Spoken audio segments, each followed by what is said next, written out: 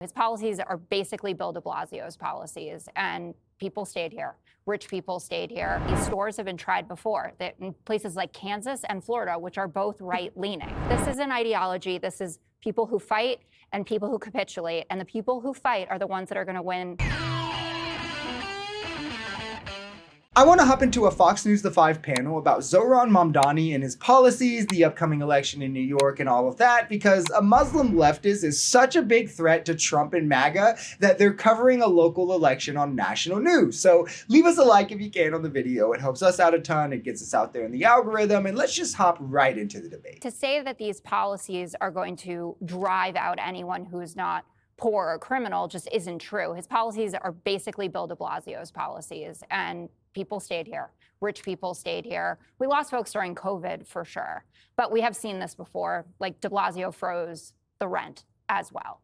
So I think we have to move away from that kind of talk. I love that you pointed this out because it's a really funny thing that MAGA often does. They won't know that something has been successfully tried before, typically some left policy, so they'll make the inference that it hasn't been tried before, and from that draw that, well, it can't be done because if it is tried, it would be a massive failure. But this is the problem with pseudo-intellectuals, is they often mistake a lapse in their knowledge for a lapse in the knowledge. And with many of these things, they have been tried. Some in the very city that Zohran is talking about trying them again, and we saw none of the fantasy effects that MAGA claims we're gonna see, but you know, they know so much about economics. They're the ones who told us tariffs were a good idea. We don't see mass exodus after tax hikes. We have plenty of data on this. We actually see the most GDP growth we have ever seen when tax rates are higher. And I'm not even just talking about, oh, when they were 92. The highest we've ever seen were actually when they were 75 to 80%. This was in the 80s. And rent freezes have never caused a housing problem. Minimum wage hikes have never pushed out jobs. None of this has ever happened. The funniest part, though,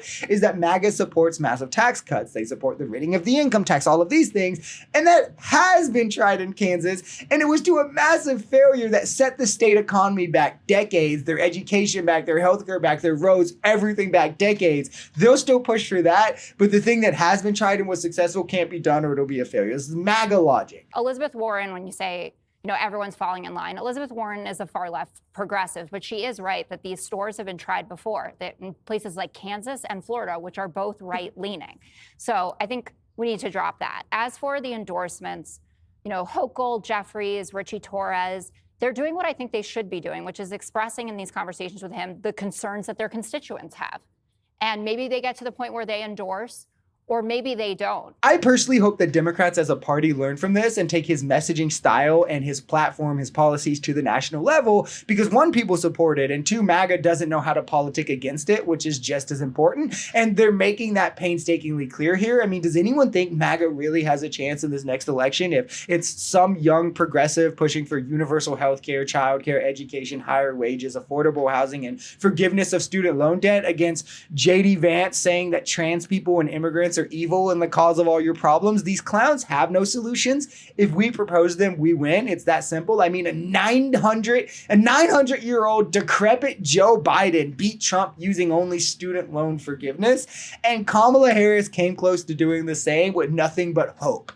Like, they are insanely unpopular. Their positions are insanely unpopular, and they're surviving on the vote of racists and homophobes. This is an ideology. This is people who fight and people who capitulate, and the people who fight are the ones that are going to win these primaries, and that's why he managed this. But that's the thing, Greg. So for all of us who live here, or ordinary New Yorkers, if this feels like ideology, but the whole point is if it is actually implemented, abolish prisons, abolish cash bail, abolish medical bills, end all cooperation with ICE, rent freeze, abolish private health insurance. Like, there is such a long line of absolutely untenable things.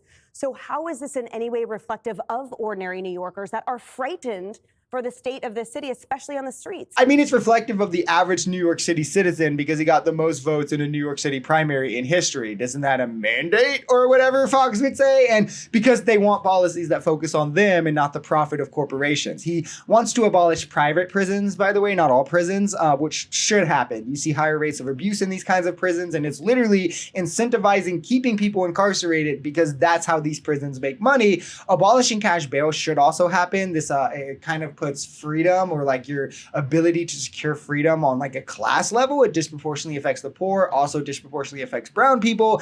New Jersey did this. They saw tremendous results, tons of money saved and no increases in crime and actual increases in court appearances. Governors can buy up medical debt for pennies on the dollar. Plenty actually do this. If you look at blue states, I know Michigan did this. I believe Tim Walz did this. And you can just forgive it then, right? Again, tons of blue states have already done this. It doesn't really cost taxpayers anything, but like, yeah, MAGA, go ahead and tell us why somebody who had an emergency and had to go to the ER deserves to be in a crippling medical debt for the rest of their life. This is exactly what I mean. I hope Democrats make Republicans run on this and do this on the national level, or at least in every single election possible. Their only constituency will be old white guys who are wealthy white guys who are probably racist, homophobic, or misogynistic. But rather than admit any of those things, they just call themselves Christians. And that is a losing constituency if I've ever seen one.